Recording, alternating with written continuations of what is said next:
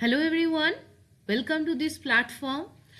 আমি হৈমন্তিকা, তোমরা হয়তো আমাকে সবাই চেনো। আজকে এই প্ল্যাটফর্মের মাধ্যমে আমি তোমাদের সাথে একটা ভীষণ যে জায়গাটায় স্টুডেন্টরা প্রবলেম ফেস করে সেই বিষয়টার উপর আলোকপাত করব।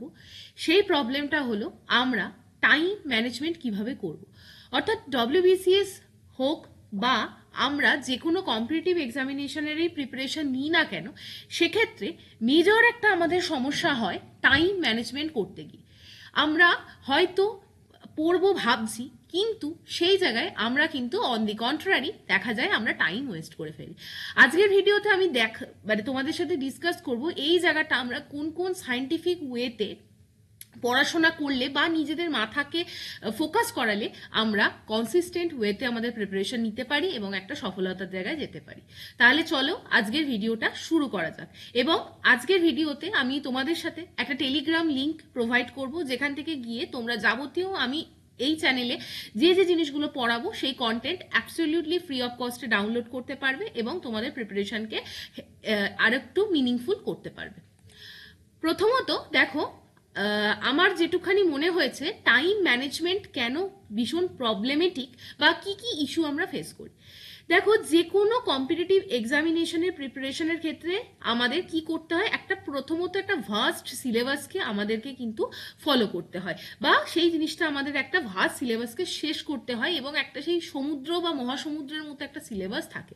তো ফার্স্ট এই যে ভাস্ট সিলেবাস, এটাকে কভার আপ করা আমাদের কাছে একটা প্রবলেমেটিক হয়, বা এই সম্বন্ধে আমরা হয়তো একজন ইন্ডিভিজুয়াল হিসাবে কোনো একটা পার্টিকুলার সাবজেক্ট নিয়ে মাস্টার্স করেছি, পার্টিকুলার সাবজেক্ট নিয়ে পিএইচডি করেছি, বা আমরা পার্টিকুলার সাবজেক্ট নিয়ে গ্র্যাজুয়েশন করেছি। সেক্ষেত্রেও দেখা যায় আমাদের কিন্তু একটা ফিক্স টাইমের মধ্যে একটা ফিক্স সিলেবাস থাকে এবং সেই সিলেবাসটা পড়ে ফেলতে পারলে, এইখান থেকে পাস্ট ইয়ার কোয়েশ্চেন্স এই কটা সলভ করতে পারলে আমরা পরীক্ষার গণ্ডি খুব ভালো মার্কসের সাথে উত্তীর্ণ করতে পারি। কিন্তু যখন আমরা coming to the zone of the competitive examination, the problem happens কি, আমাদের এই হিউজ সিলেবাসটা আমরা মনে রাখতে পারি না, কি করে পড়বো বুঝতে পারি না, এবং আমরা কিন্তু টাইম ম্যানেজমেন্ট নিয়ে আমরা একটা প্রবলেম ফেস করি। সেকেন্ড যে জায়গাটা আমার মনে হয়েছে সোশ্যাল মিডিয়া, এবং সোশ্যাল মিডিয়া এমন একটা জিনিস, শুধুমাত্র যে আমরা ফেসবুকই আমরা সোশ্যাল মিডিয়া বা হোয়াটসঅ্যাপ আমাদের সোশ্যাল মিডিয়া তা না, আজকালকার যুগে আমার মনে হয়েছে ইউটিউবও একটা ভীষণ বড় জায়গা যেখান থেকে আমরা কিন্তু টাইম নষ্ট করে ফেলি। এবং আরও একটা জায়গা যদি আমি লিখি, ইউটিউবের মধ্যেও সব থেকে বড় সমস্যা হয় শর্টসগুলো নিয়ে। তো এই পুরো জায়গাটায় কি হয়, আমরা প্রথমত ভাবি আমরা আজকে পড়বো সকালবেলা, তোমরা আমাকে কমেন্ট সেকশনে জানিও, মানে আমার মনে হয় everyone can relate with this scenario. তো সকালবেলা তোমরা প্রথমত যখনই পড়বো ভাবো, তখন কিছু একটা র্যান্ডাম জিনিস ইউটিউবে সার্চ করো, সেখান থেকে হয় শর্টস দেখতে শুরু করে দাও এবং দেখা যাবে অচিরেই তোমরা 30 মিনিটস তোমরা একটা টাইম ওয়েস্ট করে দিলে। কিংবা দেখা যায় ফেসবুকে আমরা অনেকেই অ্যাক্টিভ থাকি ডিউরিং দ্য প্রিপারেশন টাইম, আমার মনে হয় আমরা কনসাসলি যদি অ্যাক্টিভ থাকি ইটস ওকে, আদারওয়াইজ আমরা ধরো কার কি হচ্ছে, কেউ কোনো একটা জায়গায় স্ট্যাবলিশ হয়ে গেছে, কেউ কোনো চাকরি পেয়ে গেছে, বা কারোর হয়তো মনে হতে পারে এ আরও আমার থেকে বেটার পারফরমেন্স করছে, মানে আমরা রিলেটিভ কম্প্যারিজন আমাদের ব্রেন খুব অ্যাডপ্ট করে, এবং রিলেটিভ কম্প্যারিজন করলে আমরা সবাই সবসময় নিজেদেরকে একটা ইনফিরিয়র পজিশনে দেখতে পাই। That causes the actual problem, এবং এই ইনফিরিয়রিটি থেকে আমাদের মধ্যে যে জিনিসটা দেখা যায় সেই কনসেপ্টটাকে আমরা বলি FOMO, fear of missing out. তোমার মনে হবে আমরাই হয়তো জীবনে পারলাম না, আমরাই মিসিং হয়ে যাচ্ছি সমাজ থেকে, সোশ্যাল মিডিয়া থেকে, মানুষজন থেকে, আমরা কি উত্তর দেব, মানে আমরা নিজেদের মাথাকেই সাবকনসিয়াসলি ট্রেন করছি যে আমরা কিন্তু একটা ইনফিরিয়র পজিশনে আছি। That creates a very big problem, যেখান থেকে আমরা দেখা যাচ্ছে আবার সারা দিনের 1 থেকে 2 ঘন্টা এই ভেবেই কাটিয়ে দিলাম যে আমরা কিছু পারছি না, আমাদের জীবনে কিছু হচ্ছে না, এবং যা হচ্ছে পৃথিবীর আর বাকি সমস্ত লোকজনদের সাথে ভালো হচ্ছে, আমাদের সাথেই জীবনে শুধু খারাপ হচ্ছে। সো এই ইস্যুটা এমন একটা ইস্যু, এবং it is a very vicious cycle, এবং এটা অবিরত আমাদের মনে চলতে থাকে, এবং দ্যাটস ওয়াই আমরা এখান থেকে বেরিয়ে আসতে পারি না। এবং সেই সোশ্যাল মিডিয়াটাই আমার মনে হয় একটা বড় জায়গা, যেখান থেকে আমরা কিন্তু আজকে ঘরে বসেও এক্সটার্নাল ইনফ্লুয়েন্সের শিকার হয়ে যাই। এটা একটা বড় কারণ। নেক্সট আর একটা জায়গা হচ্ছে, এই দুটো যখনই হয়, এই ভার্স্ট সিলেবাস দেখে আমরা প্রথমত পাজেলড হয়ে যাই, এবং এই যে সোশ্যাল মিডিয়া চক্করে পড়ে আমরা নিজেদেরকে অন্যদের সাথে যখন কম্পেয়ার করতে থাকি, তাদের জীবনের সাথে নিজেদের জীবনকে তুলনা করতে থাকি, সেই দুটো পয়েন্টের পর যে সমস্যাটা দাঁড়ায় সেটা হচ্ছে অ্যাকচুয়াল প্রিপারেশন আমাদের হ্যাম্পার হয়, এবং সেটাই হচ্ছে lack of prioritizing of the task. আমরা যেটা অ্যাকচুয়াল করার কথা, যেটা করলে হয়তো মানে 2 ঘন্টা ধরো একটা জিনিস পড়লে আমরা একটা ইতিহাসের বড় চ্যাপ্টার শেষ করে ফেলতে পারতাম, সেই জায়গাটায় আমরা শুধু পড়বো ভাবছি কিন্তু পড়তে পারছি না। এই লুপের মধ্যেই আমরা 2 ঘন্টা জাস্ট ওয়েস্ট করে ফেললাম, এবং আমরা মনে হচ্ছে যে আমরা অনেক সময় দিয়ে ফেলেছি কিন্তু আমরা পারছি না। ফলে আমরা অ্যাকচুয়ালি যেটা করলে আমার কাজে দেবে, প্রায়োরিটি ডিসাইড করা, টাস্ক এক্সিকিউট করা, সেই জিনিসটা আমরা করতে পারি না। এবং আমাদের ব্রেনের মধ্যে সাইন্টিফিক্যালি এটা খুবই বেশি অ্যাক্টিভেট হয়ে যায় কি, আমরা মোমেন্টারি প্লেজার ভীষণ চাই।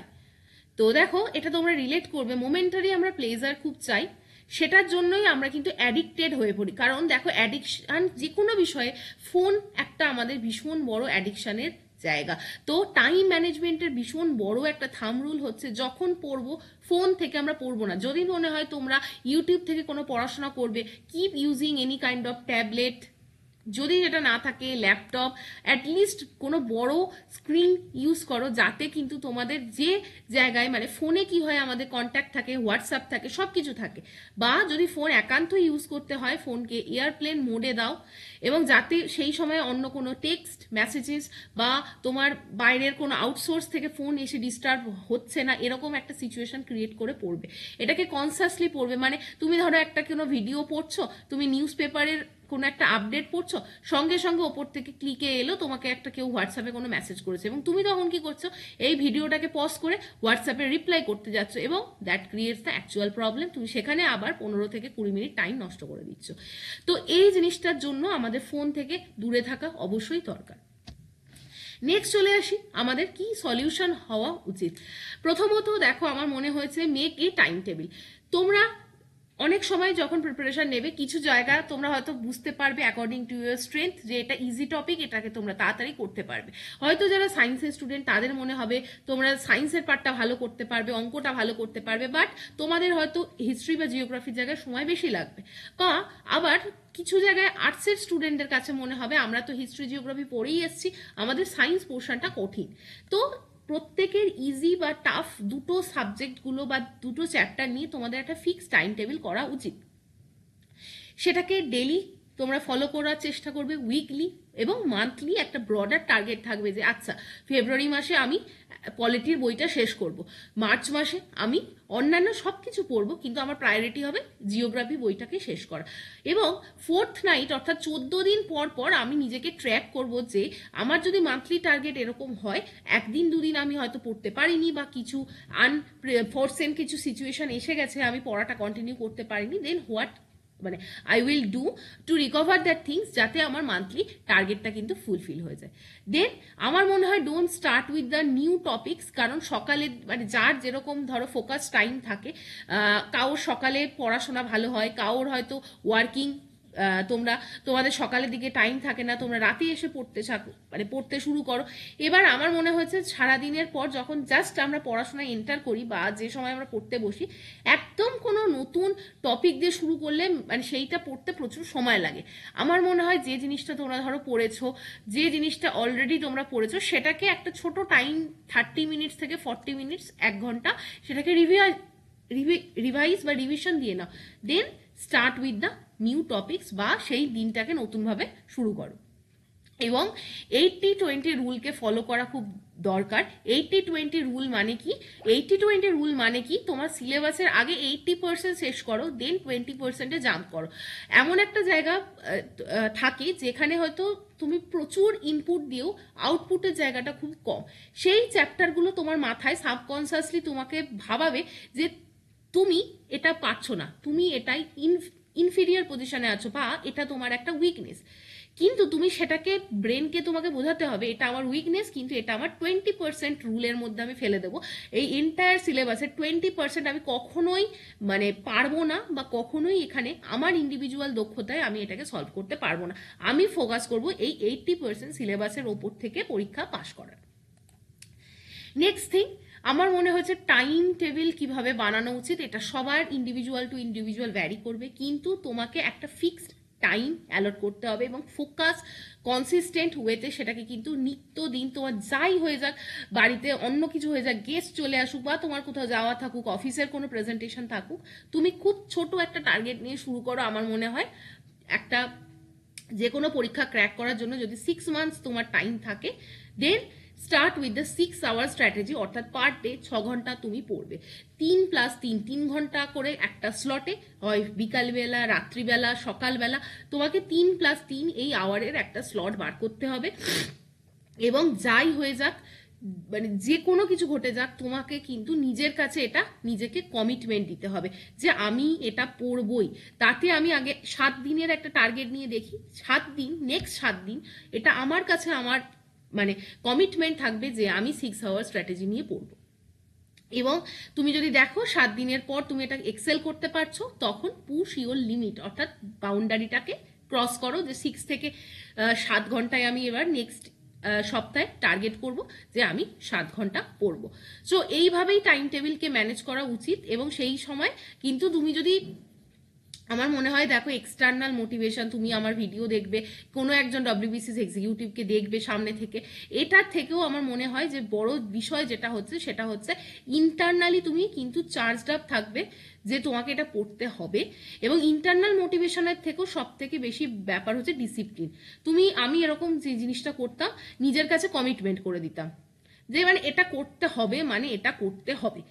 এরপর আর কোনো মোটিভেশন দরকার নেই, কিছু দরকার নেই। আমি যদি এটা লিখে দিই, তুমি সাপোজ এটাকে মানে এইভাবে ট্রিগার করো, এটা যদি আমি না করি তাহলে আমি পরীক্ষায় পাশ করবো না, সাম কাইন্ড অফ হার্শ মানে রিয়েলিটি, যেটা তুমি কোনোদিনও হয়তো অ্যাকসেপ্ট করতে পারছো না, সেরকম কিছু একটা বলে দেবে নিজের সাথে। তাহলে মানে সাপোজ ধরো তুমি বলবে যে এই উইকে আমি যদি 6 ঘন্টা করে না পড়ি আমি প্রিলিমস পাস করব না, এটা আমার কমিটমেন্ট। এবার তুমি তো কখনোই চাইবে না যে প্রিলিমস না পাস করতে, তোমার অবশ্যই লক্ষ্য প্রিলিমস পাস করা। দেন তুমি এই জিনিসটাকে, এই ভয়ঙ্কর সত্যটাকে অ্যাকসেপ্ট করতে পারবে না বলে তুমি কিন্তু 6 ঘন্টা করে পড়বে। প্রথম দিকে এই জিনিসটা করলে কিন্তু ভীষণ কাজে দেয়, আমার তো হয়েছে। দেন যেটা আমার মনে হয়েছে পুরো প্রিপারেশনের মধ্যে যে জিনিসগুলো একদম করা উচিত না, সেটা হচ্ছে ডোন্ট ট্রাস্ট এনিওয়ান। কাউকে বিশ্বাস করলে তুমি ঠকবে, এটুখানি তুমি ভেবে নিয়ে বিশ্বাস করো যে তার অ্যাডভাইস তোমার জন্য কাজ করবে না, তোমাকে বাবা তোমার রাস্তায় চলতে হবে। তো ডোন্ট ট্রাস্ট এনিওয়ান ব্লাইন্ডলি। হ্যাঁ, তার মানে কি তুমি কারোর ভালো সাজেশন উপদেশ নিবে না, কিন্তু don't trust blindly, it is very important. যে একজন টপার বলছে মানে তোমাকে সেটাই করতে হবে, কিন্তু তুমি পারছো না তাও করতে হবে, this is the false conception. তারপর don't take any one's advice, তুমি নিজের মতো প্রিপারেশন করো। এবং তুমি, আমার মনে হয় ফাইন্ড তোমার নিজের একটা কিছু স্ট্রেংথ আছে যেটা individual to individual completely vary করবে, এবং সেখানে তুমি কিন্তু কোনো রকম অল্টারেশন করতে পারবে না। এবারও আমি জানি অনেক স্টুডেন্ট এখন কমেন্ট করবে যে স্টাডি টাইম রুটিন বানিয়ে দিলে ভালো হয়, কিন্তু আমার মনে হয় এটা করাটা, যদি কারোর জন্য এই কাজটা আমাকে করতে হয়, দেন আমার মনে হয় তার পরীক্ষা পাশ করা একটু ডিফিকাল্ট আছে। বি ইওর ওন বস বা বি ইওর ওন ম্যান, নিজে এটা করতে পারবে। তোমরা অ্যাডাল্ট এনাফ, ম্যাচিউর এনাফ, তোমরা যদি এই প্রিপারেশন ফেজে এসছো, তো আমার মনে হয় এই জার্নিটাও তোমরা কিন্তু নিজেদের জন্যই করতে হবে। এখানে জাস্ট আমরা তোমাদের গাইড করতে পারি, কিছুটা এগিয়ে দিয়ে যেতে পারি, বাট আলটিমেটলি তোমাদের পরীক্ষা তোমাদেরকেই ক্লিয়ার করতে হবে। সো আজকে এইটুকখানি, কেমন লাগলো জানিও। চ্যানেলটিকে সাবস্ক্রাইব করো for getting another kind of updates. তো দিস ইজ দ্য লিঙ্ক, তোমরা এটাকে জাস্ট স্ক্রিনশট নিয়ে সার্চ করেও এই চ্যানেলের সাথে যুক্ত হতে পারো। দেখো এই পিডিএফটা আমি এই চ্যানেলে দিয়ে দেবো, তোমরা জাস্ট এই লিঙ্কটাকে টাইপ করে বা এইটাকে স্ক্যান করে, আমি এই ভিডিওর ডেসক্রিপশানেও এই টেলিগ্রাম চ্যানেলের লিঙ্কটা প্রোভাইড করে দেবো, তোমরা সেখান থেকেও এই চ্যানেলটা মানে জয়েন করতে পারো। আমি ডে টু ডে আমার যে সমস্ত হ্যান্ড রিটেন কিছু নোটস বা কোনো পিডিএফ বা স্টাডি মেটেরিয়ালস তোমাদেরকে অ্যাবসলিউটলি ফ্রি অফ কস্টে প্রোভাইড করবো। তোমরা সেগুলোকে অ্যাজ অ্যান ইন্ডিভিজুয়াল সারাদিনের শেষে তুমি একটু দেখে নিতে পারো, এবং আমিও সারাদিন অফিসের মাঝখানে যেটুখানি মনে হয় তোমাদেরকে গাইড করা আমার পক্ষে possible, I can do from my side. So thank you for watching, এবং আমি বলবো চ্যানেলটা সাবস্ক্রাইব করে রেখো যদি ভালো লাগে, আমার সাথে যুক্ত থাকতে চাও, এবং এই স্ক্রিনের দেয়া এই লিঙ্কটা এবং ডেসক্রিপশন বক্সে থাকা লিঙ্কটা থেকে তোমরা আমার টেলিগ্রাম চ্যানেলে, পার্সোনাল আমার টেলিগ্রাম চ্যানেলে জয়েন হতে পারো। Thank you for watching.